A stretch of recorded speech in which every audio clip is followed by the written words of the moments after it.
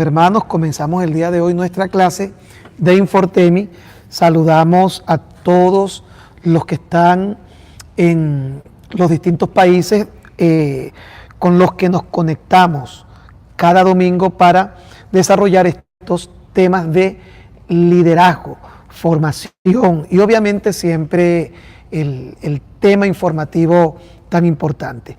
Nuestros hermanos que están ahí en Chile, que también nos saludaron temprano, Chile, Argentina, Perú, hay personas acá en los Estados Unidos, en fin, a todos. Si usted tuviera alguna pregunta dentro de todo lo que estamos haciendo o sugerencia o algún comentario que pueda adicionar, que es muy importante, por favor, déjelo a través de la red social del Instagram. Recordamos que nuestro Instagram es Gustavo Moros Oficial, ahí siempre se está revisando toda la información y va a permitir poder interactuar de manera más práctica y a tiempo real. El Instagram es Gustavo Moros Oficial, también podemos conectarnos por el Facebook Gustavo Moros Oficial y por supuesto esta clase llega a ustedes a través del YouTube, el canal Gustavo Moros Oficial. Y estamos desarrollando un tema que es muy importante que lo podamos manejar, porque tener claro este punto va a ampliar nuestra mente y nos va a dar la capacidad de poder saber hasta qué punto nosotros podemos establecer una conexión entre lo que era la ley y lo que es la gracia. Por eso es que este tema nosotros lo hemos titulado Pasemos por la cruz. Porque qué importante es pasar por la cruz. Hicimos, por ejemplo, la semana pasada una línea de tiempo, la semana antepasada, perdón, lo que sería una línea de tiempo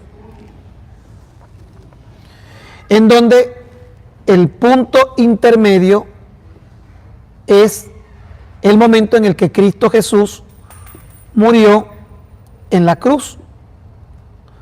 Este es el punto intermedio, de tal forma que si nosotros no logramos establecer todas las verdades fundamentales del antiguo pacto en el momento en el que Cristo muere en la cruz para saber cuál es la realidad hoy por hoy, en tiempo de gracia, y no nos permitimos entender por qué Pablo en su carta a los Colosenses decía, hablando de la ley, que todo esto era sombra de lo que había de venir, va a ser muy difícil que nosotros podamos tener en claro realmente cuál es la vida de fe y la vida en gracia, el tiempo que estamos teniendo en este momento. ¿Por qué? Porque se va a crear sin darnos cuenta un sincretismo o una mezcolanza muy dañina en donde usted sin darse cuenta va a unificar criterios de legalismo, criterios de justicia. Cuando digo de justicia, debe saber que la gracia parte de la justificación de Jesucristo, y criterios de legalismo y de justicia, cuando ellos no logran tener un punto de claridad, esto se convierte como en una ensalada, y esta ensalada da como origen de un sincretismo religioso que, lejos de ser favorable, termina siendo dañino. ¿Por qué estamos tratando de desarrollar este tema? Porque recuerde que la fe cristiana descansa sobre dos fuertes creencias poderosísimas. Las enseñanzas del antiguo pacto, que tiene que ver con lo que Jesús llamó Moisés y los profetas, todo lo que tiene que ver con la Biblia desde el Génesis hasta el libro de Malaquías. Eso es una de las verdades que sustentan la fe cristiana, o dentro de ese aspecto se solidifica la fe cristiana, y el otro tiene que ver con la gracia que comienza a partir de la predicación de los evangelios, que es el mensaje de salvación a través de la vida de Cristo, y las cartas o las epístolas paulinas, las epístolas de Pedro, las de Juan, las de Santiago. Entonces, tratar de crear una conexión justa entre estos dos mundos ha sido para muchos creyentes prácticamente imposible. Y al ser imposible, esto ha generado una cantidad de elementos de confusión que da origen a movimientos como, por ejemplo, el adventismo del séptimo día, también pensamientos como lo que tienen los testigos de Jehová, mesianismos, que son movimientos cristianos con fuertes raíces hebraicas, o otro movimiento que son los que tienen que ver con la vida de fe fundamentada en este tiempo dispensacional de la gracia. Uso el término dispensacional para que me puedan entender, pero que no logra encontrar conexión con sus orígenes, porque todo lo que nosotros podamos mencionar y señalar de la fe cristiana no tiene origen a partir del momento de la cruz, sino que tiene origen desde el Génesis, solamente que deberíamos pasar por la cruz para saber en qué momento esos orígenes sufren de cambios y elementos transformativos, cosas que en realidad han sido difíciles para muchos creyentes poder discernir. Viene entonces el punto de la fe cristiana, que es cuando las personas piensan que nosotros no deberíamos leer el Antiguo Pacto, leer el Antiguo Testamento, no deberíamos leer el Génesis, el Éxodo, todo esto. Y algo que a mí me llamaba la atención es que en estos días que estuve leyendo y compartiendo mucho sobre lo que fue la peste negra, yo no sé cuántos han leído de esto. Usted sabe que la peste negra fue una enfermedad que acabó con casi la cuarta parte de la población mundial. Imagínense lo devastador que fue la peste negra. A una de las personas o a uno de los grupos que responsabilizaron y culparon de la peste negra fueron a los judíos. Y usted dirá, ¿y por qué la tomaron contra los judíos? Los persiguieron y los culparon porque resulta ser que toda Europa o todo el mundo o prácticamente el mundo conocido de aquel momento estaba enfermo, y los únicos que no se enfermaron, increíblemente, fueron los judíos. Pero no se enfermaron porque fueran judíos, sino porque los judíos tienen leyes de sanidad, de salubridad establecidas en el Levítico, que lo pusieron en práctica, y luego los médicos de la peste negra lograron darse cuenta que esos mecanismos de salubridad y de sanidad eran los que se necesitaban para evitar y para combatir la peste negra.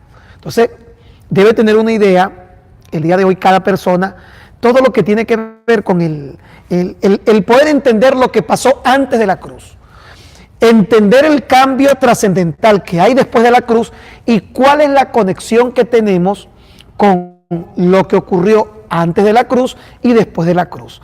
Si aún no me he logrado explicar correctamente qué quiero decir con antes de la cruz y después de la cruz, en pocas palabras, todo lo que ocurrió antes de que Jesucristo dijera consumado es, tetelestai, y todo lo que ocurriera después del sacrificio de Jesucristo en la cruz del Calvario. El Papa Francisco, el día de ayer, estaba leyendo un artículo y eso me llevó a estudiar un poco y a buscar información. El Papa Francisco dijo, creo que hace 1 año, 2 años, algo que mantuvo en una situación de mucha incomodidad a la Iglesia Católica. Francisco dijo que Jesucristo fracasó, que el fracaso de Cristo. Entonces la gente obviamente reacciona con un asombro de una persona que representa una de las religiones más grandes del mundo, decir que Cristo fracasó, y él dice, humanamente fracasó porque murió en la cruz. Pero es que todo lo contrario, el sacrificio y la muerte de cruz era la forma de establecer, o la única forma, según Hebreos 2:14, de obtener el triunfo y la victoria de Jesucristo para la humanidad y sobre el poder de las tinieblas. Y podemos leer Hebreos 2:14, por lo que eso estaba profetizado, no tenía que ver con un fracaso humano, sino que tenía que ver con un planteamiento que estaba desde mucho antes, incluso de la fundación del mundo. Dese cuenta que Jesucristo no fracasa, primero porque a Jesucristo nadie lo mata. Dice la Biblia, o mejor dicho, Jesús dijo, ahí en la Escritura, que nadie me quita la vida, sino que yo mismo la pongo y la vuelvo a tomar. Hubiera sido un fracaso si el plan de él hubiera sido uno y al final se lo hubieran cambiado, pero el plan siempre fue el mismo. Hebreos 2.14 dice, por cuanto los hijos participaron de carne y sangre, Cristo participó de lo mismo para destruir por medio de la muerte al que tenía el imperio de la muerte. ¿Qué está diciendo? Que la muerte era una condición necesaria para obtener la victoria que describe el libro de los Colosenses. Entonces, ¿qué podemos decir, por ejemplo, antes de la cruz?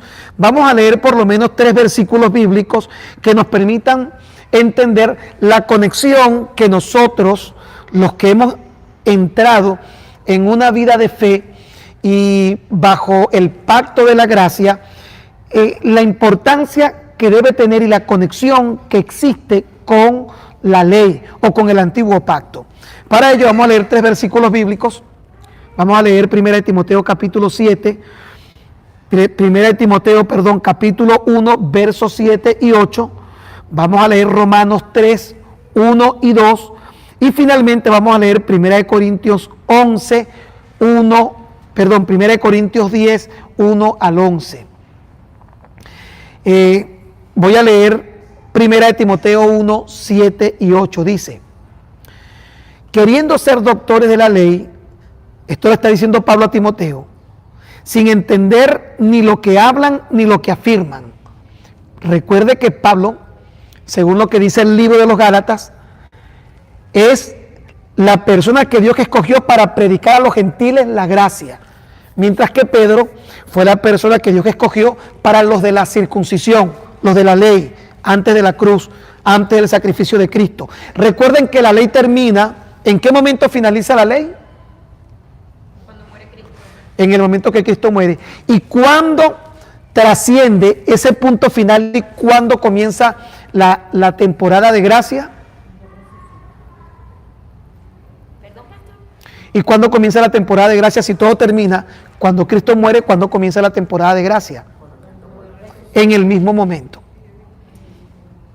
Termina una etapa, termina un ciclo, comienza el nuevo ciclo. Siendo que Pablo es el predicador por excelencia del mensaje de la gracia, vea lo que dice en el verso 8. Pero sabemos que la ley es mala.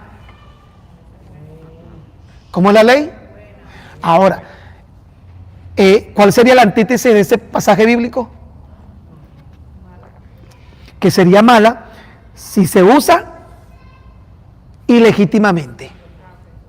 Esa sería la antítesis. La ley es buena si tiene una utilidad legítima, pero dése cuenta lo que yo vengo diciéndole, no dice legalmente, dice legítimamente. ¿Por qué? Porque la legitimidad siempre tendrá que ver con la esencia natural de las cosas y con el factor de justicia. Lo legal no. Yo le expliqué hace 2 semanas que la ley no necesariamente tiene que ser justa. La ley no es justa necesariamente.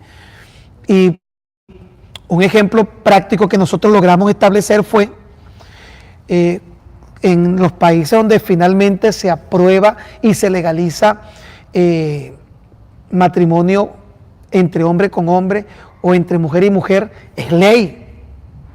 Ahora no es legítima. Por no ser legítima, pierde su esencia natural.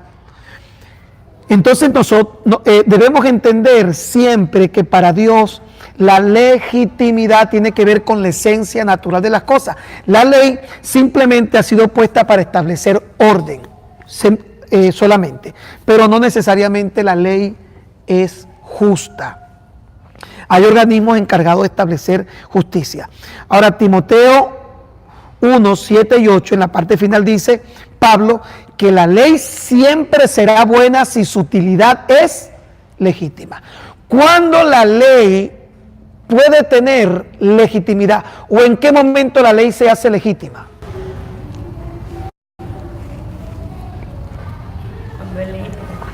Cuando se iguala con o tiende a ser igual a la esencia de su origen.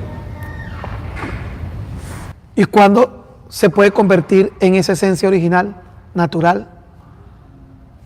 Y en este caso estamos hablando de la ley como pacto, el antiguo pacto. ¿Cuándo podemos decir, o cuándo Pablo está diciendo que la ley podría comenzar a ser legítima? Levíticos, Deuteronomio, todas esas verdades del antiguo pacto, que ahora Pablo está diciendo que es buena, pero está diciendo que su condición de buena solamente es aplicable si es legítima, si se usa legítimamente. ¿Cuándo comienza a hacerse de forma legítima en su uso? Mire aquí, ¿cuándo? Cuando pasa por la cruz. Es decir, si la ley no pasa por la cruz, nunca es legítima. Y si no es legítima, no es buena. Es decir, cuando todos los fundamentos y principios establecidos en el antiguo pacto no miran a la cruz para saber qué ocurre de ello como una sombra, cuando trascienden de la cruz, es cuando se convierte en un problema teológico, donde las personas quieren seguir tratando de desarrollar factores de ritualismo, de ceremonia, de moralidad se mantiene. Y la única forma es cuando la ley pasa por la cruz. El decálogo son las leyes morales. Recuerden que hablábamos que la ley se comprende en tres partes, ¿no? La ley moral, la ley ceremonial y la ley ritual.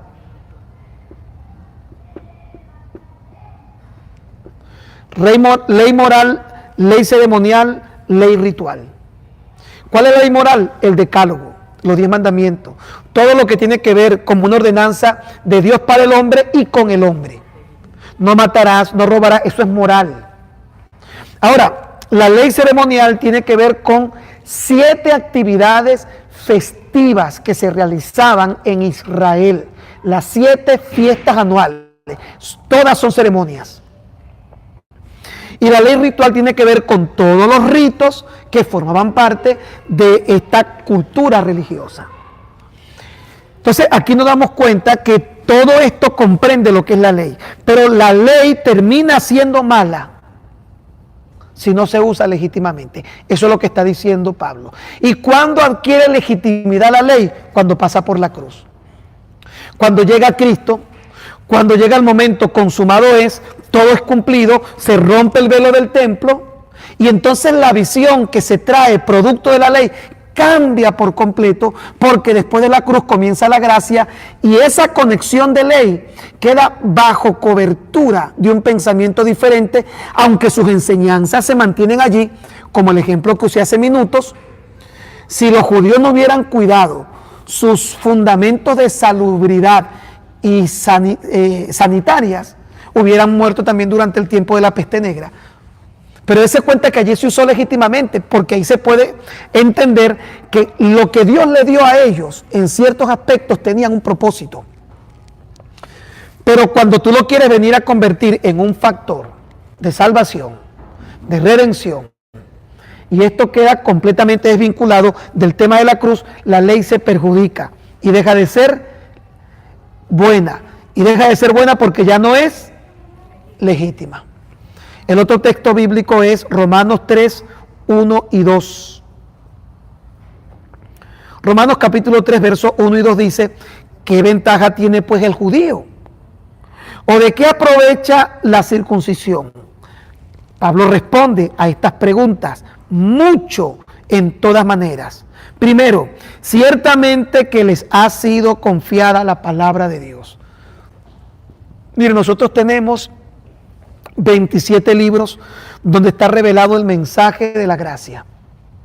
Pero esos 27 libros no fueran posibles si los judíos o el pueblo de Israel antes de la cruz no hubieran cumplido con el propósito de ser los que se iban a encargar de resguardar, de cuidar lo que yo siempre digo, ellos fueron y ellos son, o ellos fueron básicamente, hasta el momento que Dios se lo permitió, los protectores del mandamiento. Ah, claro, Por eso es que recuerde que cuando Pablo dice, lo decíamos la semana antepasada, Pablo dice, toda la escritura es inspirada por Dios, útil para redarguir, para enseñar, tal. Él no se está refiriendo a la Biblia que nosotros conocemos, porque hasta ese momento no habían concluido el canon de las escrituras. Nuestra Biblia no existía. ¿A qué se refiere Pablo cuando decía toda la escritura es inspirada por Dios? ¿A qué escritura se refiere Pablo? A la ley. A la ley, porque no existía la Biblia, aún no teníamos completado el canon de las escrituras. Está refiriéndose a ley moral, ley ceremonial, ley ritual, Isaías, Jeremías. A eso se está refiriendo Pablo, porque no existía la Biblia. Claro, hoy nosotros entendemos que esa fue una palabra inspirada que aplica a nuestra Biblia. Pero en el momento en el que Pablo lo dice, la Biblia nuestra no existía. Que trascendió de generación en generación. Sí, lo que se conoce como la Torá, la Tanaj. Recuerde que la Torá son los 5 primeros libros y la Tanaj tiene que ver con el compendio del Antiguo Testamento. ¿Y la Mishnah también entra ahí? Sí, lo que pasa es que son más interpretaciones, pero realmente el fundamento de Torá y Tanaj es lo que ellos consideraban escritura. Recuerda que cuando Pablo está en su segunda carta a Timoteo, él le dice, cuando vengas a visitarme, tráete los libros, los manuscritos. ¿Cuáles manuscritos estaba pidiendo Pablo a Timoteo que le trajera? Que nosotros nos imaginamos que en ese tiempo Pablo cargaba una Biblia bajo el brazo. Pablo no cargaba una Biblia bajo el brazo. Primero, no existía todavía la Biblia como nosotros la tenemos, sino que estaban los manuscritos. Y Pablo, por supuesto, como hebreo, como él mismo se declara en el libro de Filipenses, hebreo de hebreo, en cuanto a la ley fariseo, era un hombre conocedor, él estudiaba las escrituras. Pero ¿qué eran las escrituras para él en aquel momento? La ley. Por eso es que cuando él dice toda la escritura es inspirada por Dios, útil para redarguir, para enseñar, él no se está refiriendo a nuestra Biblia, ni siquiera a sus propias cartas, porque aún sus cartas no habían sido incluidas en el canon de las escrituras. Él se está refiriendo a Génesis, Éxodo, Levítico, Número, Deuteronomio, los Salmos, los profetas. A eso se refería él. Entonces, por eso es que los custodios de todo eso que llegó a él para luego trascender y convertirse en lo que es hoy por hoy nuestra Biblia, los custodios fueron ellos, fueron los judíos. Ellos lo custodiaron, lo guardaron. Por eso es que el emblema universal del pueblo judío es un candelabro o una menorá, que representa que ellos guardaron la luz. Cuando dice la Biblia, lámpara es a mis pies tu palabra, lumbrera mi camino. En mi corazón he guardado tu dicho para yo no pecar contra ti. Que sean gratos los dichos de mi boca, la meditación de mi corazón. ¿Con qué guardará el joven su camino? Con guardar tu palabra, porque a ellos se les entregó el ser custodios de esa palabra. Ahora, esa palabra, si se quedaba aquí, iba a ser netamente ley. Cuando Cristo muere, hay un cambio. El gran problema es que muchos cristianos pasan la ley de esta forma. ¿Sí me estoy explicando? Pasan por encima de la cruz. Y es donde viene el problema. La ley tiene que pasar por la cruz. Tiene que cruzar por la cruz. Leíamos este último pasaje bíblico que se encuentra en 1 Corintios capítulo 10, verso 1 al 11. 1 Corintios 10, 1 al 11 dice: porque no quiero, hermanos, que ignoréis que nuestros padres todos estuvieron bajo la nube y todos pasaron el mar. ¿A cuáles padres se está refiriendo Pablo el apóstol en este texto de 1 Corintios? ¿Nuestros padres?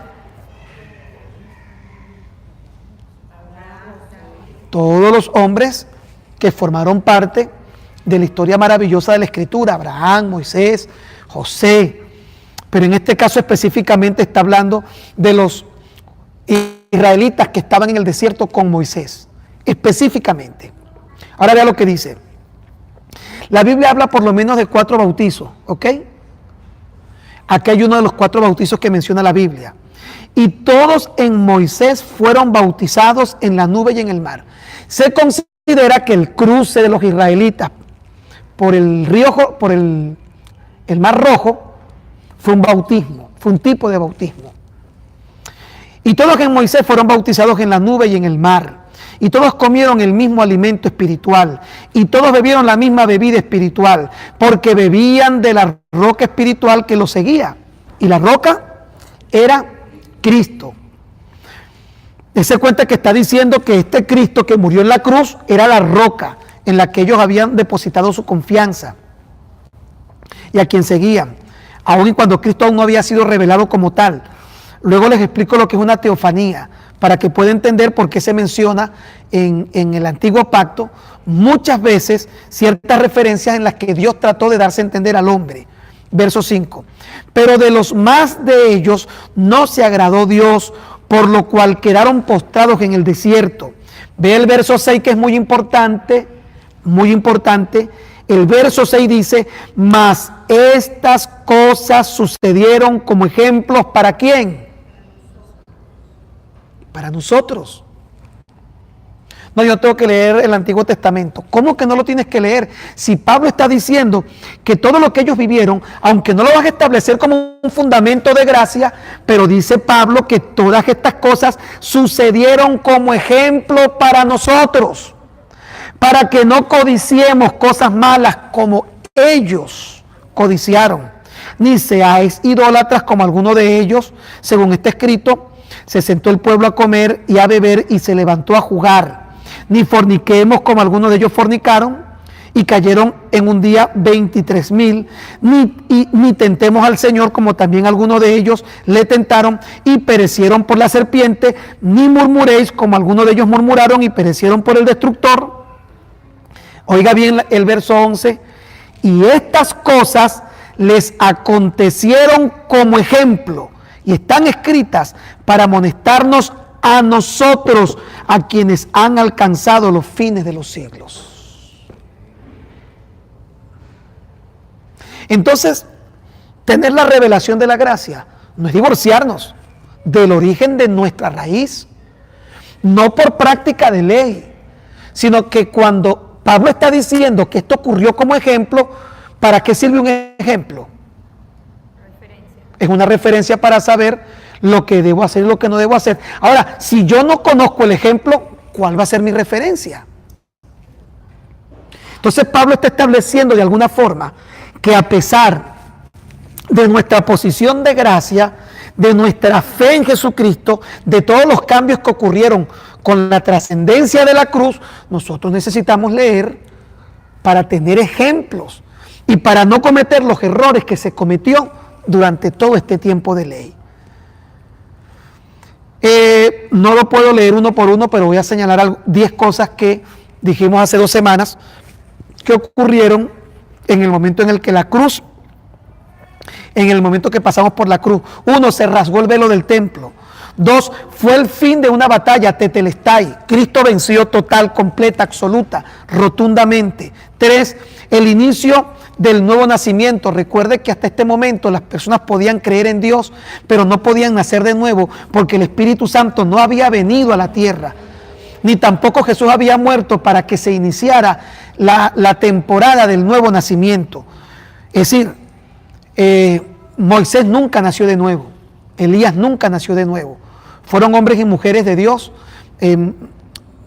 María, Débora, pero en ellos nunca moró el Espíritu Santo, no podía morar el Espíritu Santo. El Espíritu Santo es el regalo de toda persona que ha nacido de nuevo. Y el nuevo nacimiento solo es posible después de la cruz.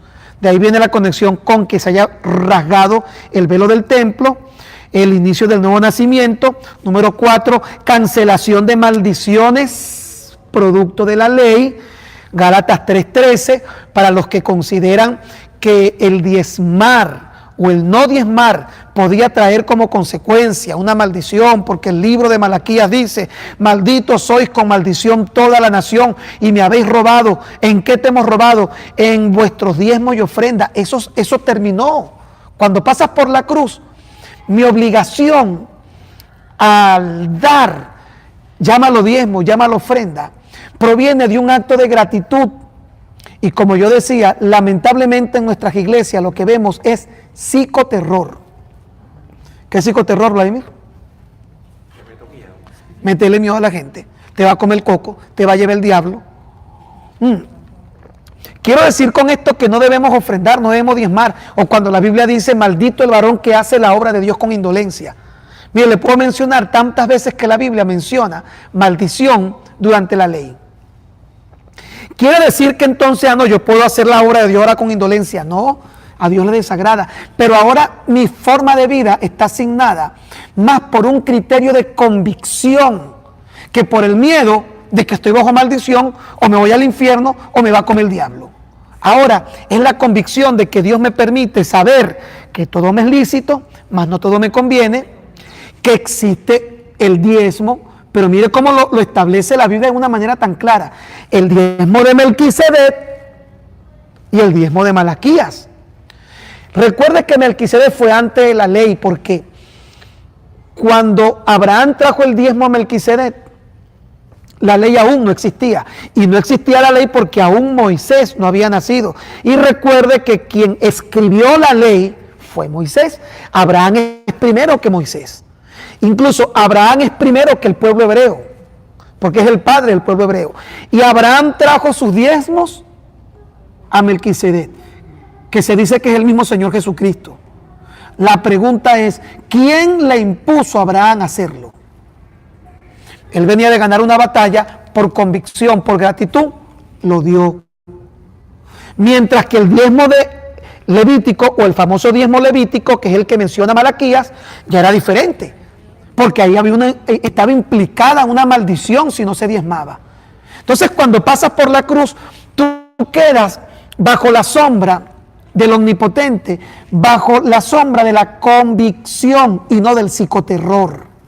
Entonces, cuando estoy un pastor pararse en un púlpito a decirle a la gente, y el que nos diezme se va para el infierno, porque la Biblia dice que los que nos diezman son unos ladrones, y los ladrones no heredan, y buscan una teología toda sacada de los pelos, para darnos cuenta que para mí fuera más fácil seguir diciendo eso, pero esa no es la verdad bíblica, o esa no es la verdad verdadera. Ahora, yo doy diezmo o ofrenda, como usted quiera llamarlo, más porque estoy agradecido. Esa fue la ofrenda que trajo Melquisedec, por gratitud, por convicción, por bendición. ¿Hay bendición? Sí lo hay, pero la bendición no está en lo que das, la bendición está en tu convicción. Porque hay gente que da, y da mucho, pero si no tiene una convicción clara por la que da, lo que está dando está perdido. Porque ¿qué mira Dios más? ¿La cantidad de dinero que diste o la intención del corazón con lo que lo diste? Porque Dios escudriña la mente y las intenciones del corazón. Es decir, cuando el dar tiene para ti una intención en el corazón, de una convicción clara. Yo estoy claro por qué estoy dando. Yo sé por qué doy. Y doy por gratitud. La convicción de conocer a Dios, de la gratitud, es lo que me hace moverme para dar. Que aunque nadie me está obligando, aunque nadie me está condenando, yo ya no necesito que me condenen, que me obliguen, que me maldigan, que me coaccionen, sino que es un acto del corazón. Y solamente puede ser visto de esa manera cuando pasamos por la cruz. ¿Qué dice el hermano Vladimir? Incluso antes, también lo que se mencionó de Abraham, de la ofrenda o del diezmo de Abraham, existe también la ofrenda de Caín y Abel. ¿Quién les enseñó a ellos eso? Y si ellos lo hicieron, ¿de dónde lo aprendieron? Claro, tú sabes que el tema de Caín y Abel es hermosísimo porque de alguna forma se dice que el primer sacrificio encontrado en la Biblia lo vio Adán y Eva. Cuando Adán y Eva están escondidos en el huerto del Edén, entre los árboles, y Dios pregunta, ¿dónde estás tú? Y Abraham le dice, Señor, oí tu voz en medio del huerto, tuve miedo y me escondí. Y Dios le pregunta desde dónde estaba. ¿Y quién te enseñó que estaba desnudo? ¿Acaso comiste del árbol que te dije que no comieras. Y fue cuando Adán le dice, no, momentico, ya va, espérate, no me culpe, la mujer que me diste. Y la mujer le dice, no, momentico, ninguna mujer, Adán, cálmate, la serpiente me engañó. Dice la Biblia que aquellos que estaban cubiertos con hojas y habían hecho delantales en su cuerpo, que representa la justicia humana.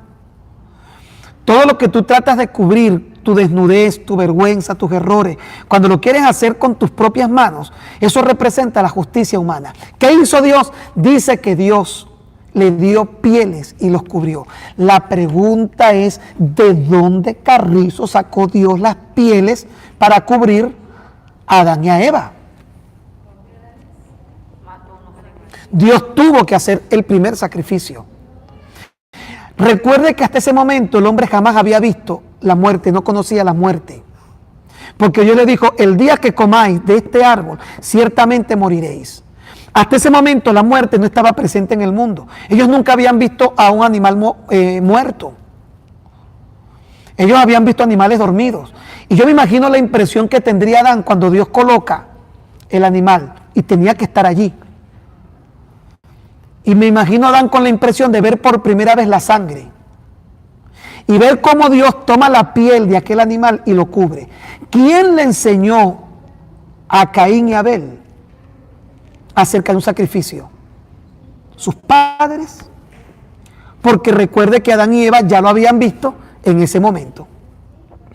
Ahora, viene el tema de la convicción. ¿Quién dio la primera ofrenda? ¿Caín o Abel? ¿Quién trajo la primera ofrenda? ¿Caín o Abel?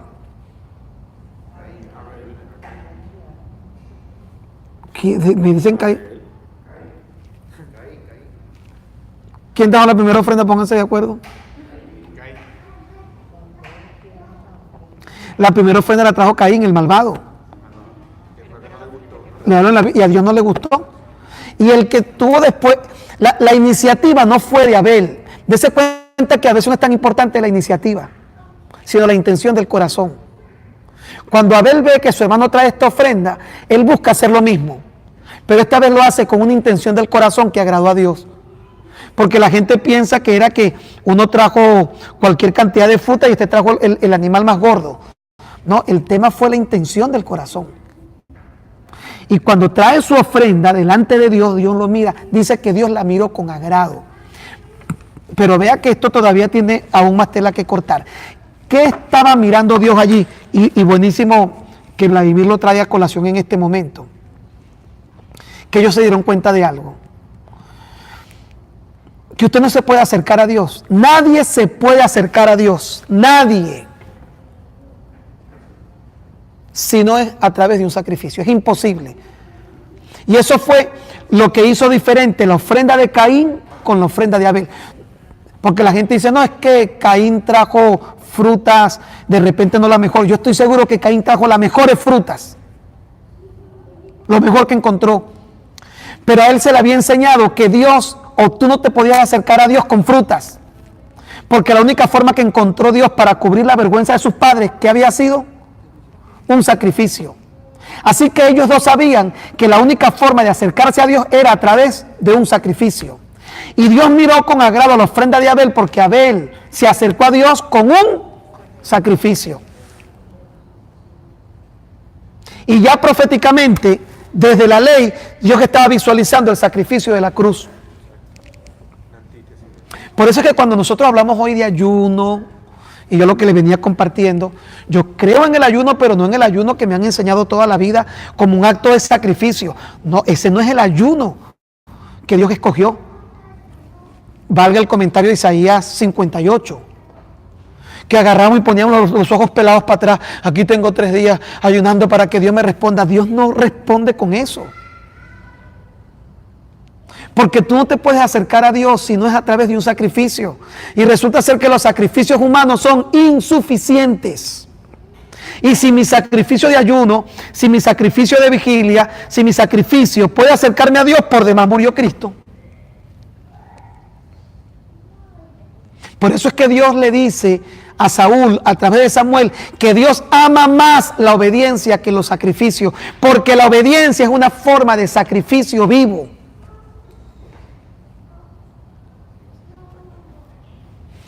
Entonces, cuando nos damos cuenta de todo esto, podemos apreciar que todos los cambios y toda la perspectiva que Dios quería que el hombre entendiera en lo que venía trascendiendo durante la ley, solamente iba a poder entenderse de la manera que Dios quería, solo y únicamente si se pasaba por la cruz.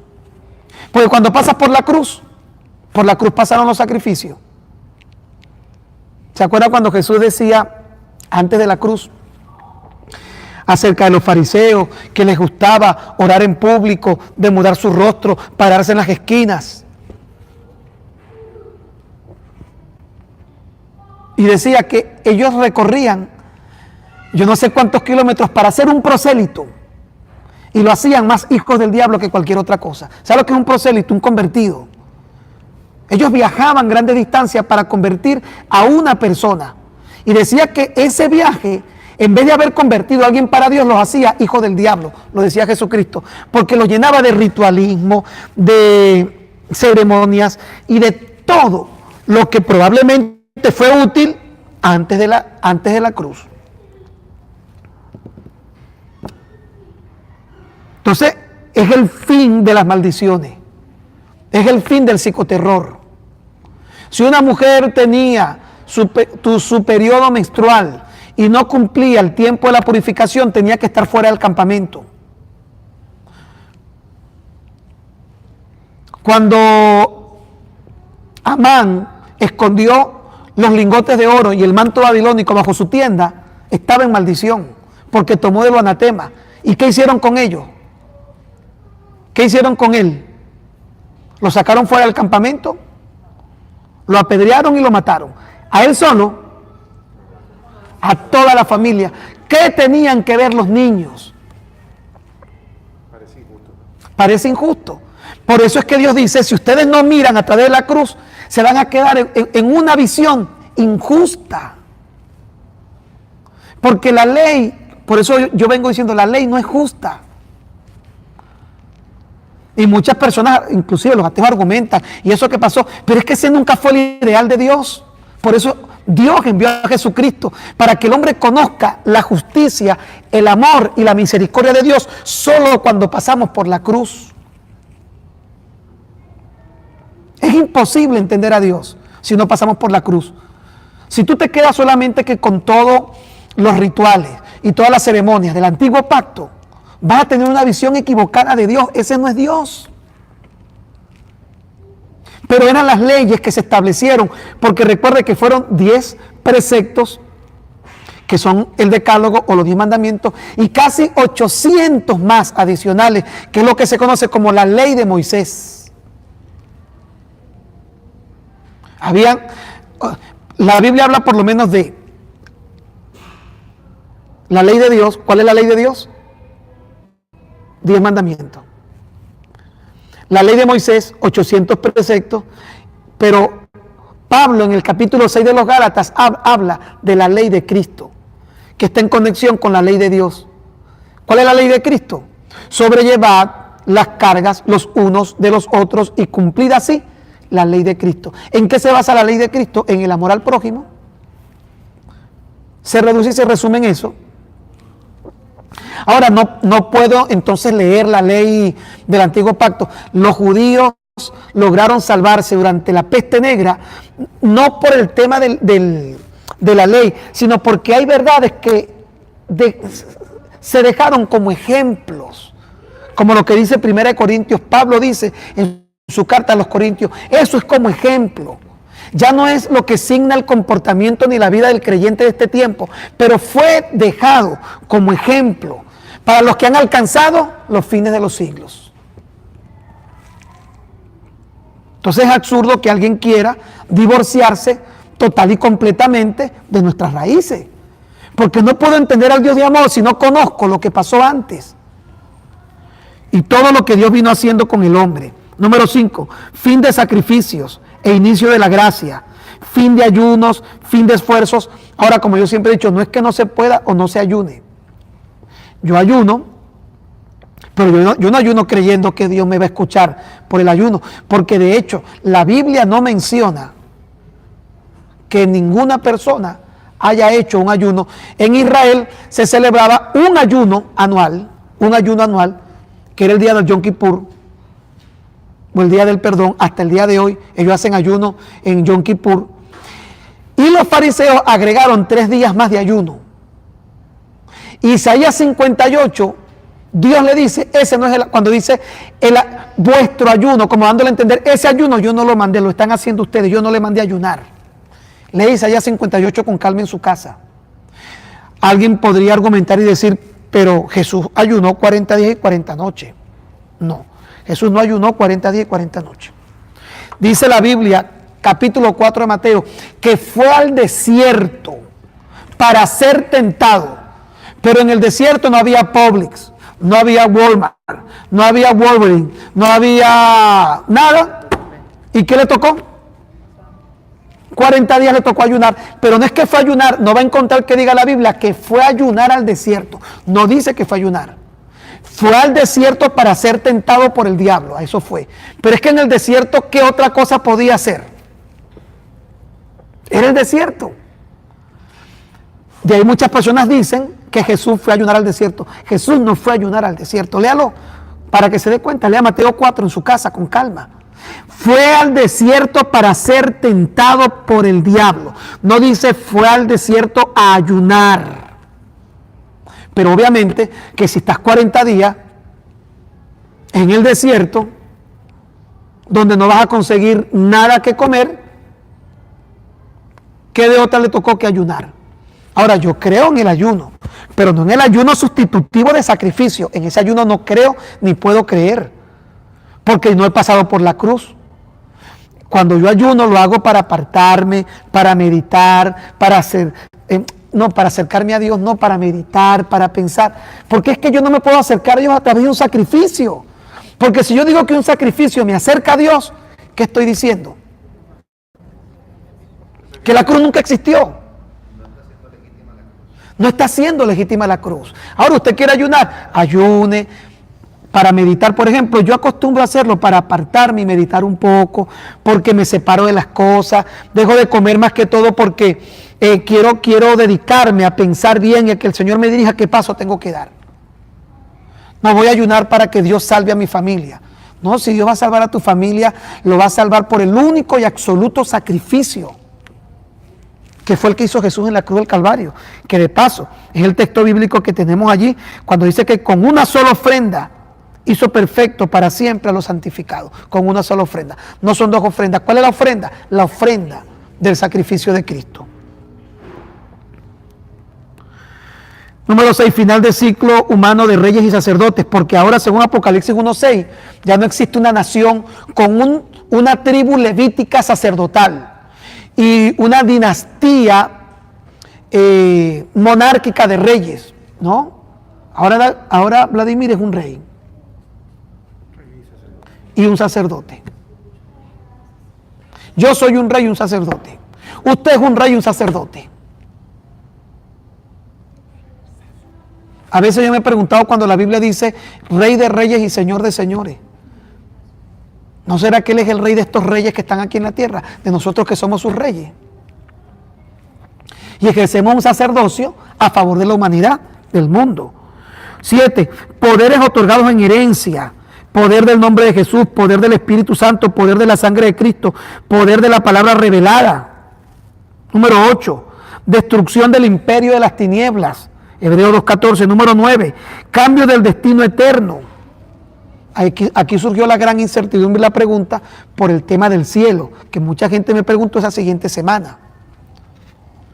Y es importante aclarar que no es que nosotros no creamos en el cielo. Claro que existe el cielo. Mateo 26 dice que hagamos tesoros en el cielo. Jesús dijo, voy pues a preparar lugar para vosotros. Filipenses 3:17. Nuestra ciudadanía está en los cielos. Ahora hay que entender algo bien importante. Cuando yo llegué aquí, yo recuerdo que un día estaba hablando con Vladimir y Vladimir me dijo que él le encantaba el tema del reino. La única forma de entender el reino es cuando yo me doy cuenta que el reino está reflejado de dos maneras. Reino de los cielos y reino de Dios. ¿Existe el cielo? Claro que existe el cielo. Segunda de Corintios capítulo 12, Pablo dijo haber ido hasta el tercer cielo. Pero una cosa es que existe el cielo, donde Dios fue a preparar lugar para nosotros, donde hacemos tesoros, de donde proviene nuestra ciudadanía. Y otra cosa es que yo diga que yo voy para el cielo y que yo ya viví en el cielo. Eso es antibíblico. No existe un versículo bíblico que sustente que el creyente va a vivir en el cielo. Todo lo contrario. El reinado milenial de Cristo, el reinado eterno de Cristo. ¿Dónde se va a desarrollar el reinado eterno de Cristo? ¿Dónde? En la tierra. ¿Cuál fue la promesa en Mateo 5:5? Bienaventurados los mansos, porque ellos heredarán el cielo. Heredarán en la tierra. Vi cielo nuevo y tierra nueva, porque el primer cielo y la primera tierra pasaron y el mar ya no existía. Y cuando Juan finalmente en el libro del Apocalipsis dice, y vi descender del cielo a la Jerusalén, la esposa del Cordero, como una esposa ataviada. Todas esas bendiciones descenderán porque Cristo traerá el reinado eterno de su gloria acá a la tierra, porque fue el principio original del plan de Dios para la humanidad. Si el hombre iba a vivir en el cielo, Adán y Eva hubieran empezado su vida en el cielo. Entonces, ¿qué quiere hacer usted en el cielo? Si el plan de Dios siempre fue acá. Cielo nuevo, tierra nueva, la nueva Jerusalén descendió. Entonces, todas esas verdades están allí. Cristo viene por segunda vez y dice, para recibirle en las nubes, no dice para irnos, sino que cuando Cristo venga, según Tesalonicenses capítulo 4, la iglesia lo va a recibir. Lea Tesalonicenses 4. En el retorno de Cristo, como decíamos esta mañana, cuando Cristo venga, pues yo creo que Jesucristo viene, cuando Él venga, la iglesia va a ser arrebatada para recibirlo en el aire, no para irse al cielo. Para recibir al Señor en el aire. Tesalonicenses capítulo 4. No quiero que se entristezcan como aquellos que no tienen esperanza, porque el Señor mismo con voz de arcángel y con trompeta de Dios descenderá del cielo, y los muertos en Cristo resucitarán primero. Luego nosotros, los que vivimos, seremos transformados en un abrir y cerrar de ojos y seremos arrebatados para recibir al Señor en el aire. Él viene y la iglesia será arrebatada para recibirlo en el aire. En un cumplimiento perfecto de Apocalipsis 1:7, que dice, he aquí que viene en las nubes del cielo y todo ojo le verá.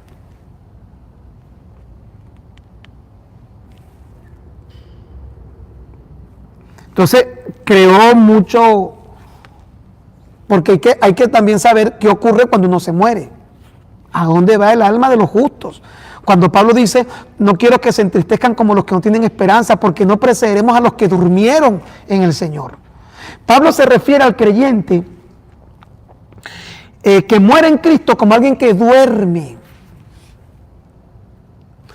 El tema también del infierno. Que la gente piensa que uno se muere ahorita, y si no aceptó a Cristo se va para el infierno ahorita. Mire, cuando el Señor Jesús habló sobre su venida, dijo que vio a los muertos resucitar. Y dice que unos salieron a resurrección de vida y otros a resurrección de condenación, de juicio. Es decir, en este momento, cuando la gente muere, no tiene un juicio. No puede ir a un lugar de condenación. La Biblia lo menciona como un lugar de tormento, pero no de condenación.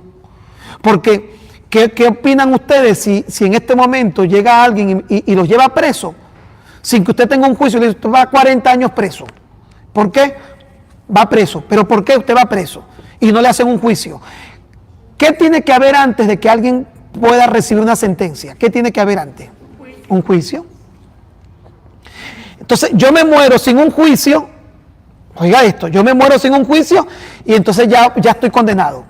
No, cuando venga la segunda resurrección, lo que Juan vio como la segunda resurrección, dice que vio un trono y los libros fueron abiertos y un libro fue abierto, el cual es el libro de la vida, y vi a los muertos grandes y pequeños.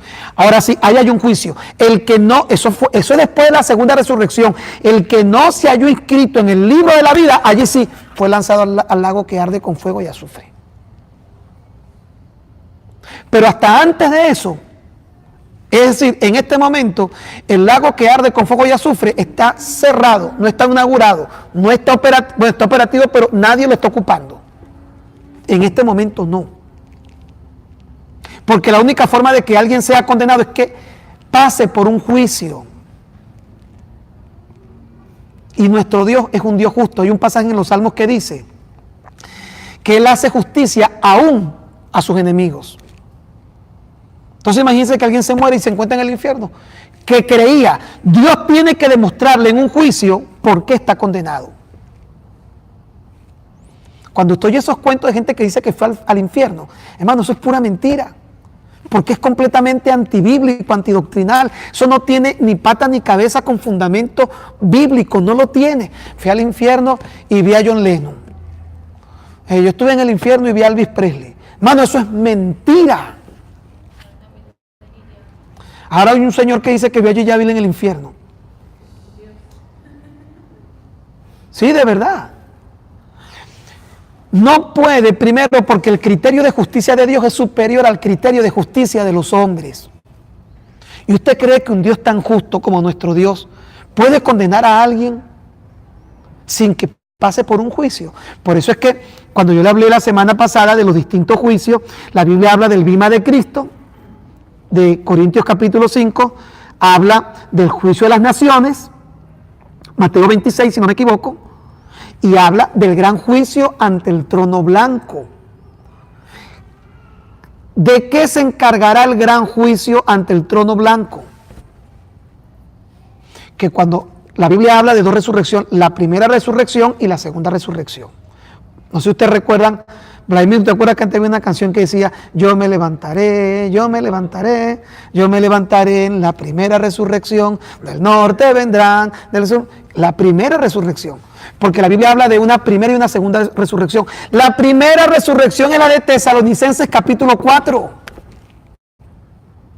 Y la segunda resurrección es la de todas las personas que no creyeron en el Señor, que están allí, no están en un lugar de condenación, probablemente de conciencia y tormento, porque debe ser un tormento saber que te moriste sin Dios y sin esperanza y vas a ir a un juicio, pero no pueden estar en un lugar de condenación. Porque sería entonces Dios tan injusto de condenarlos ahorita, sacarlos de allí y volverlos a condenar para mandarlos otra vez al lago que arde con fuego y azufre. ¿Qué te parece, Alejandro? ¿Qué te parece un Dios que no solamente se conformó con que el pobre Cristóbal Colón tiene 600 años en el infierno, sino que lo va a sacar del infierno para mandarlo al lago que arde con fuego y azufre? Al pobre Cristóbal Colón, al pobre Simón Bolívar, al pobre Judas. 2000 años Judas, lo va a sacar, le va a hacer un juicio y lo vuelve a mandar otra vez. Hermano, eso no tiene ni sentido, ni pata, ni cabeza. ¿Sí me está entendiendo lo que le quiero decir, verdad? Entonces es importante entender que cuando pasamos por la cruz, no, hermano, tenemos que entender lo que es el destino eterno de los hombres. Y finalmente la vida abundante hay que pasarla por la cruz. ¿Alguna pregunta? Es importante aquí cualquier pregunta que tengan que hacer. Porque vamos a comenzar a hablar de cómo es la oración antes de la cruz, la oración después de la cruz. ¿Será que la gente usa el pasaje bíblico del rico y Lázaro, ese que está ahí, para decir que sí se puede ir al infierno o que sí se puede ir al cielo y ver lo que está allá? Sí, por lo general el pasaje del rico y Lázaro es uno de los que más se acostumbra a utilizar. Sin embargo, date cuenta que en el pasaje del rico y Lázaro La Biblia habla de que él estaba en un lugar, por eso yo lo aclaré, no dice que estaba en un lugar de condenación, que estaba en un lugar de tormento. Sin embargo, todo lo que usted puede considerar de la parábola del rico y Lázaro fue antes de la cruz. Recuerde que estamos diciendo antes de la cruz, quiere decir antes que Cristo muriera, porque después que Cristo murió, todo el universo espiritual y su cosmovisión se movió. Todo se movió, todo. No es lo mismo lo que pasaba antes ni lo que comenzó a pasar después. El tema del diablo.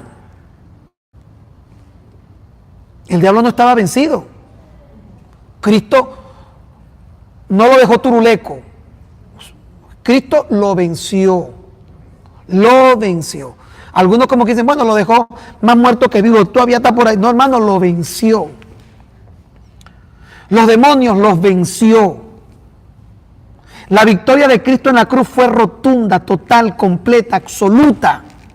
Nosotros estamos peleando con el diablo como que si nunca hubiéramos pasado por la cruz. Seguimos viendo al diablo como, ay, el diablo, y demonio, y diablo. Una diablamentazón que no nos deja la vida tranquila. El tema del diablo, el tema de los diezmos, de las ofrendas, de los sacrificios, de las profecías. Pasemos por la cruz. ¿Tienen alguna pregunta? Pastor, ¿puede Cristo nombrar las tres primeras antes de la cancelación de la maldición, el fin de los sacrificios? Se rasgó el velo del templo. Fin de una batalla. Inicio del nuevo nacimiento.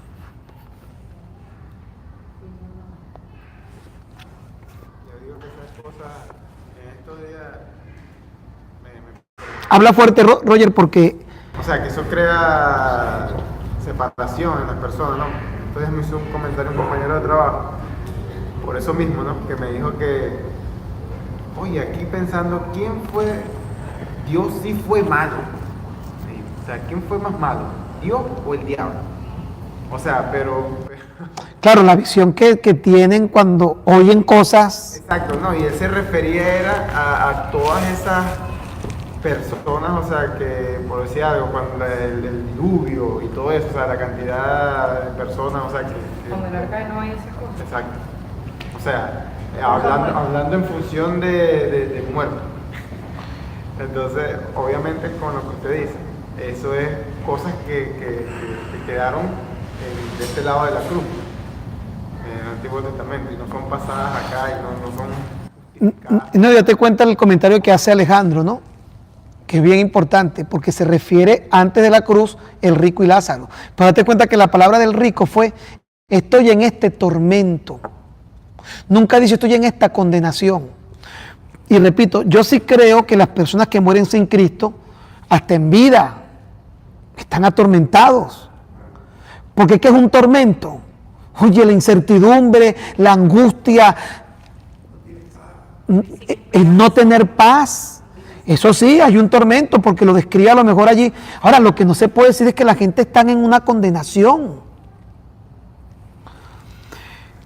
Vamos a hablar rápidamente, solamente vamos a introducir, seguimos la próxima semana, vamos a hablar rápido de las oraciones. Las oraciones. Vamos a buscar 1 Timoteo capítulo 2, 1 y 2. Yo me imagino que alguien que está esperando un juicio, por ejemplo el Chapo, él está preso, pero para él eso es una angustia hasta que le den el veredicto final. O sea, es algo parecido a la justicia de Dios. Claro. Y siempre están en un lugar diferente. Ok, 1 Timoteo capítulo 2, 1 y 2. Vea, la oración nuestra tiene que cambiar en función de la cruz. Debe cambiar en función de la cruz. 1 y 2. Lo vamos a leer. Colosenses 1, 9 y 10. Porque miren, nuestras oraciones lamentablemente no han pasado por la cruz. Nosotros seguimos orando como que si Cristo nunca hubiera muerto en la cruz. Seguimos peleando con el diablo como que si Cristo nunca hubiera muerto en la cruz. Seguimos teniendo terror y psicoterror como que si Jesucristo nunca hubiera muerto en la cruz. Y entender lo que significa la cruz produce una perspectiva, mire, no solamente libertad, sino una perspectiva tan bíblica y tan hermosa que este tema de la oración, que a mí me apasiona porque yo amo hablar de la oración, va a lograr crear en nosotros una conciencia diferente. Primera de Timoteo capítulo 2, versos 1 y 2. ¿Lo va a leer, Geraldina? Ajá. Dice, exhorto ante todo a que se hagan rogativas, oraciones, peticiones y acciones de gracia por todos los hombres, por los reyes y por todos los que están en eminencia, para que vivamos quieta y reposadamente en toda piedad y honestidad. Ok, dése cuenta que Pablo está hablando que de alguna forma el comunicarnos con Dios tiene por lo menos 4 cuerpos. Porque si nota allí, enumera, coma y enumera. ¿Cuáles son los 4 cuerpos que tiene la oración? Ruegos, oraciones, peticiones y acciones de gracia. Quiero que mantenga esto claro. Vamos a Colosenses 1, versos 9 y 10. Por lo cual también nosotros, desde el día que lo oímos, no cesamos de orar por vosotros y de pedir que seáis llenos del conocimiento de su voluntad en toda sabiduría e inteligencia espiritual, para que andéis dignos del Señor, agradándole en todo, llevando fruto en toda buena obra y creciendo en el conocimiento de Dios. Mire, de alguna forma en Colosenses Pablo está diciendo cuál es la característica de las oraciones que él hacía, porque tenemos una incertidumbre. Sabemos, por supuesto, el tema del Padre Nuestro, que fue la oración modelo, pero no hemos encontrado como después de la oración modelo, después de la cruz, como un esquema de oración a desarrollar. Sin embargo, el libro de Timoteo, Pablo dice que la oración o lo que debemos tener en una exhortación, que todas las personas cuando se acerquen a Dios deben hacer ruegos, oraciones, peticiones y acciones de gracia. Ya se lo voy a explicar más adelante. El libro de Efesios, capítulo 6, verso 18, dice, vean nuevamente, hace referencia a la oración y dice, orando en todo tiempo, mire cómo lo menciona, orando en todo tiempo con toda oración y súplica en el Espíritu, velando en ello. Ahora nuevamente dice oración, súplica, velando, perseverando. Y luego dice cuál debería ser el tema de esta súplica. Y lo dice más adelante, al decir, por todos los santos y por mí, a fin de que al abrir mi boca me sea dada palabra para dar a conocer con denuedo el misterio del Evangelio. Me senté a analizar la Biblia y no encontré, especialmente de Mateo al Apocalipsis, una sola oración en donde se expongan necesidades personales, salvo el que está en Santiago, si no me equivoco, que lo que dice es que pongamos nuestra ansiedad delante de Él. Ni siquiera dice que oremos, sino que pongamos nuestra ansiedad. Pero no encontré, y tenemos por aquí varias oraciones, la que está en Efesios, que ya se lo voy a mostrar, la que está en Colosenses, que son como ciertos modelos, y en ninguno encontré que la oración gire en torno a necesidades particulares.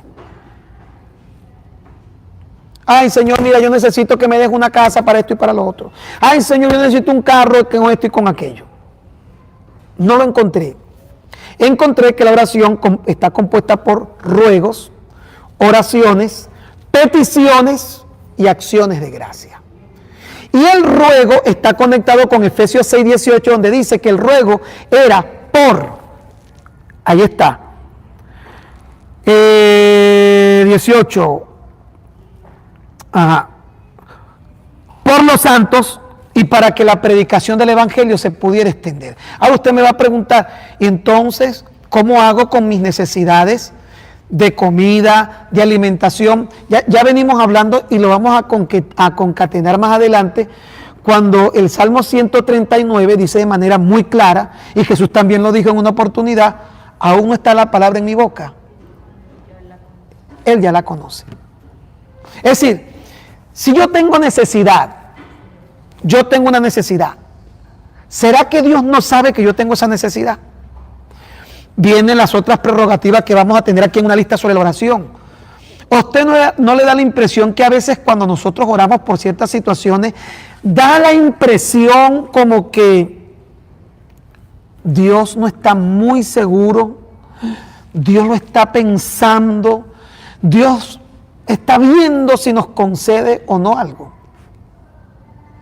Por ejemplo, si yo voy a orar ahorita por Gustavo, por algo que él tiene, Señor, y yo te pido, y por favor, ¿a usted no le parece que a veces esas oraciones como que estuviéramos hablando con alguien que no sabe lo que estamos haciendo y que nosotros tenemos que convencerlo por algo que incluso en su bondad ya él ha hecho? Mira, el tema de la sanidad tiene que ver no con un suceso futuro, tiene que ver con un suceso pasado, porque la fe se mantiene en lo que alguien llamó un eterno presente. Y se lo voy a demostrar la próxima semana para que se dé cuenta cuando la Biblia dice que en la cruz Jesús llevó. Ay, Señor, yo te pido que tú te lleves, que tú sanes. No, Jesús llevó nuestras dolencias y nuestras enfermedades. El tema es que para que eso se haga presente, el acto de fe que debe intervenir allí es el que casi nosotros nunca colocamos delante de Dios, sino que empezamos a creer que a Dios lo vamos a conmover y que a Dios lo mueve nuestras lágrimas, nuestra súplica, que Dios se mueve por lástima. ¿Y sabe qué mueve la mano de Dios? La fe. Pero usted no ha visto esas personas que cuando van a orar por alguien y lloran y suplican y ruegan y como que si a Dios lo va a mover eso. Sin lástima es imposible agradar a Dios. Dios no sufre de lástima. Dios es misericordioso en su esencia, pero a Dios no lo mueve la lástima. ¿Sabe qué mueve a Dios? La fe. Y hay muchas oraciones que nosotros estamos haciendo equivocadamente porque no hemos entendido realmente la naturaleza de Dios. Pero cuando tú te acercas a Dios en oración, y ya yo le voy a explicar, por supuesto, la próxima semana a qué se refiere esto que se repite en varias partes de las epístolas: rogativas, oraciones, peticiones. Acción de gracia aparece casi siempre aparece la acción de gracia, y tenemos que entender hacia dónde van las rogativas, tenemos que entender cuál es la oración y tenemos que entender cuál es la petición, para que podamos hacer de nuestras oraciones efectivas. Ay, pero entonces yo no puedo pedir por mis cosas. Ya Dios, mediante tu fe y la proclamación de su palabra, tiene eso listo para ti. Mi sanidad no es algo que Él tiene que dar. Mi sanidad ya Él me la dio. Ahora, el acto de fe que necesito para que eso se materialice, por decirlo de alguna manera, es lo que lamentablemente nosotros no hemos sabido. Y todo esto es el resultado de no haber pasado por la cruz. Porque cuando tú pasas por la cruz, incluso la visión que tú tienes de la oración cambia.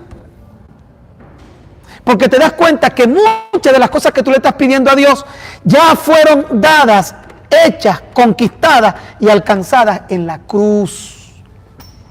Mientras tú las estás pidiendo, ya Él te las dio. Y mientras tú las estás pidiendo, simplemente estás poniendo en evidencia que tu fe no descansa sobre una verdad, sino sobre una necesidad. El gran problema de nosotros como cristianos es que nuestra fe, y anote esto que es muy importante, nuestra fe casi siempre tiene dos vertientes: necesidad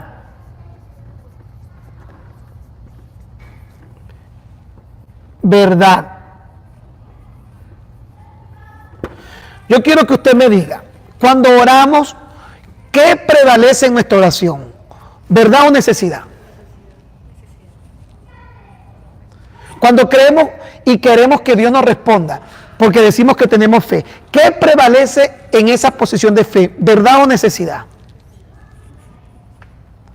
¿Dónde está la verdad? ¿Y dónde está la necesidad?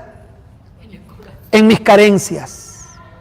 ¿Qué es más poderoso para Dios? ¿Tu necesidad o su verdad? Le quiero preguntar algo. Cuando dice la Biblia que Dios es fiel, ¿a qué es fiel Dios? ¿A qué es fiel Dios? A su palabra. Él es a Él mismo. Él es fiel a mi necesidad. Él es fiel a lo que a mí. Es fiel a mí por intermedio de su palabra, porque Dios es fiel a su palabra. Es decir, que cuando tu fe descansa sobre esa verdad, tú estás construyendo milagro. Pero casi siempre nuestra fe descansa sobre necesidad. Necesito esto. Señor, yo creo que tú me... Y muchas veces no nos hemos dado cuenta que gran parte de las cosas que decimos que necesitamos, según esa verdad, ya nos fueron dadas. ¿Me explico lo que le quiero decir? Hablo, por ejemplo, el tema de la salud. No se termina de materializar porque nosotros vemos nuestra salud como una necesidad y no como una verdad que Cristo conquistó. Muchas de las verdades nosotros, obviamente, no le establecemos como un fundamento, porque para que nuestra fe descanse sobre una verdad, necesitamos conocer ese fundamento de verdad. ¿Se acuerda que hace unas semanas yo les prediqué un domingo en la mañana sobre produciendo un milagro? Y les dije esto, y aquí termino por hoy, porque vamos introduciendo en el tema de la oración, hermosísimo este tema. Cuando Jesús le dijo a Marta, ¿no te he dicho que si creyeres? Ok.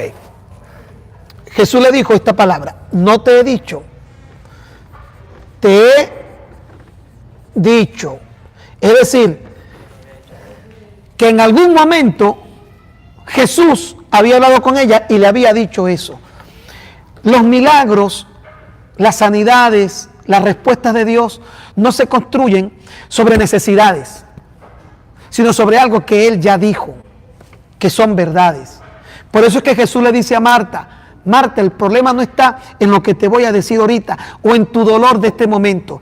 Todo el problema está en algo que yo ya te dije y que a ti te cuesta creer. Ya yo te lo había dicho. Por eso es que cuando ella le dice, Señor, si hubieras estado aquí, mi hermano no habría muerto.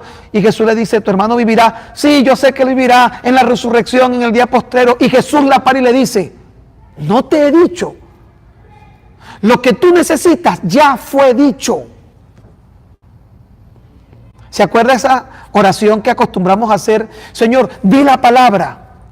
¿Cuál palabra tiene que decir? Ya Él dijo la palabra que tenía que decir. Por supuesto, el centurión no conocía y en ese momento no había pasado la cruz. Pero hoy tú no puedes decir, Señor, di la palabra. Ya Él dijo la palabra, por favor. ¿Dónde? Preocúpese en abrir el libro donde soltó todas las palabras que tú necesitas, sobre la cual debes fundamentar tu fe como una verdad. Y tenemos que empezar a transitar del mundo de una fe sobre necesidad para transitar a un mundo de fe sobre verdades. No es mi necesidad la que debe privilegiar mi oración, es la verdad de Dios la que debe estar sustentando mi oración. Por eso es que les digo que muchas veces estamos pidiéndole a Dios cosas que Él ya no las dio. Y por eso entra en lo que le voy a explicar la próxima semana. Siempre se menciona la acción de gracia. Siempre se menciona la acción de gracia. Porque gran parte de nuestra oración debe girar en torno a esto. Gracias, Señor, porque tú me sanaste. Gracias, Señor, porque tu palabra es verdad. En esa acción de gracia, tú estás proclamando lo que ya salió de su boca y lo que Él ya le había dicho a Marta. ¿Cuál tuvo que haber sido la actitud de Marta? Tú dijiste, yo lo creo. Joel Austin popularizó una frase que la vamos a tener que poner nosotros en práctica también acá. Joel, no Jim, perdón, Jim Austin. Jim Austin es el papá de Joel. Pero el papá de Joel Austin popularizó una frase que a mí me gusta mucho y la vamos a tener que poner en práctica. Él agarraba su Biblia todos los domingos y la levantaba y decía, esta es mi Biblia. Diga conmigo, esta es mi Biblia. Y todo el mundo levantaba su Biblia y decía, esta es mi Biblia. Soy lo que dice que soy. Tengo lo que dice que tengo y puedo hacer lo que dice que puedo hacer. No soy lo que el mundo dice que soy. No tengo lo que el banco en mi bolsillo dicen que tengo. Ni puedo hacer lo que las circunstancias dicen que puedo hacer. Todo descansa sobre verdades que ya han sido dichas. Y cuando tú entiendes que eso, al pasar por la cruz, te vas a dar cuenta cómo se va a transformar tu manera de orar. Y vas a comprender por qué Jesús decía, perdón, Santiago decía, piden y no reciben, porque piden mal. Porque no estamos orando bajo fundamentos de verdades, estamos orando bajo necesidades personales y a veces hasta necesidades egoístas. A veces esa necesidad ni siquiera es una necesidad loable, sino que es una necesidad egoísta. Señor, dame un yate. Yo le voy a decir algo. Dios a mí siempre me ha bendecido, siempre. Y yo llegué a un punto, creo que lo comenté en Thanksgiving, un día yo llegué a tener 3 carros en estacionamiento.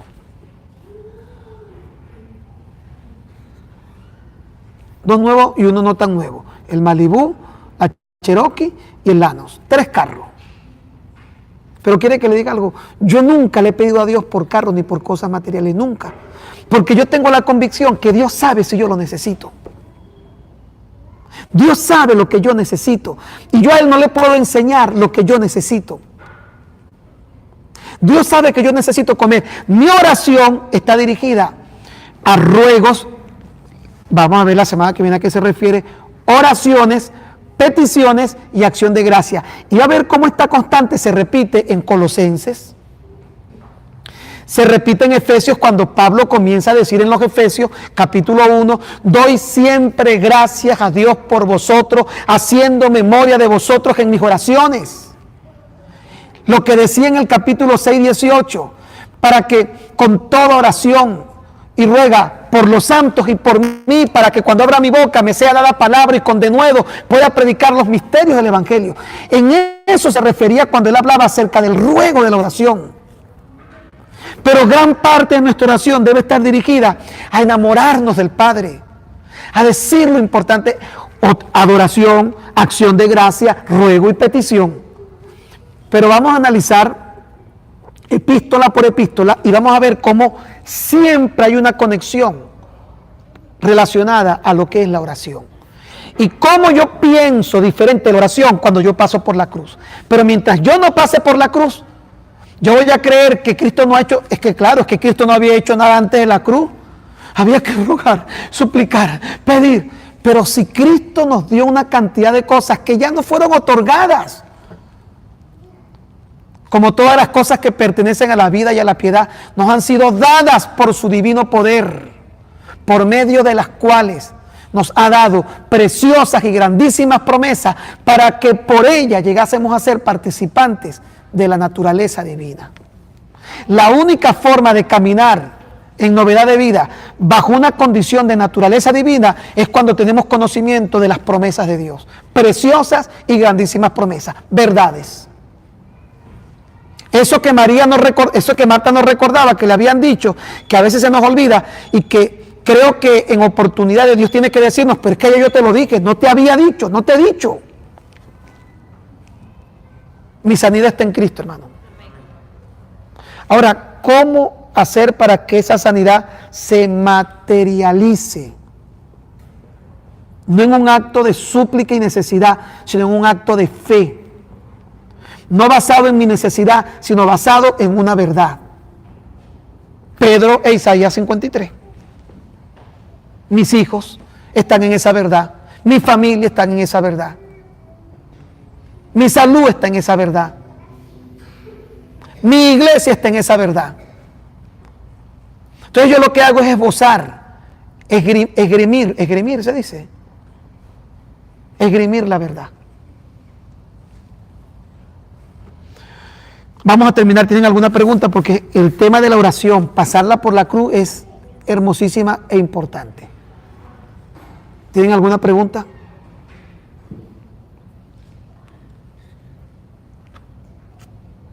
¿No hay preguntas o comentarios?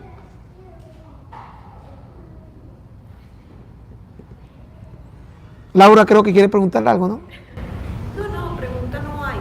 Lo que sí, lo que he visto ya en mi tercera clase, que yo no lo había visto de esa forma, de lo del Antiguo Testamento al Nuevo Testamento, que todo lo que uno pasa, la forma en que podemos llegar más conciso al Señor, porque en el Antiguo Testamento no era a través de las ofrendas, de los sacrificios, y que ahora simplemente con Señor en el nombre de Jesús y que el Señor nos pueda escuchar, es maravilloso. Y con lo de las oraciones, yo no lo había visto de esa forma. Yo oraba en mi necesidad, no en la verdad. Ahora vas a aprender a orar, Laura, en la verdad. Y para orar en la verdad hay que conocer la palabra. Porque cuando comienzas a conocer la palabra, Dios está comprometido es con su palabra, no conmigo, porque el hombre es infiel. Y Dios nos conecta en bendiciones por su palabra. Repito, porque Dios es fiel, es a su palabra. Es a su palabra. Bueno, vamos ahora para terminar la clase el día de hoy. Vamos a despedirnos aquí de los hermanos que están en distintas partes. Bendiciones, mis hermanos, despídanse todos, que ellos los están oyendo.